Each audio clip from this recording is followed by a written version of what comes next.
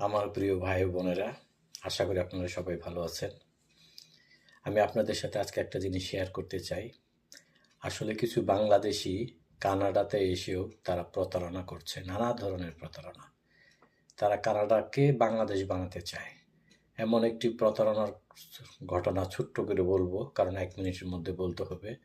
সেটা হলো, কানাডার নিয়ম অনুযায়ী কারো যদি কোনো দেশের সে দেশের লাইসেন্স থাকে, তাহলে এ দেশের আপনার লাইসেন্স মানে ভারী যানবাহন, মোটামুটি প্রাইভেট কার চালানোর জন্য কোনো লাইসেন্স থাকে, তাহলে এ দেশে এসে সে লাইসেন্স বিনিময় করে সে লার্নার নিতে পারবে। তাকে আর কানাডায় 13 মাস ক্লাস করতে হবে না।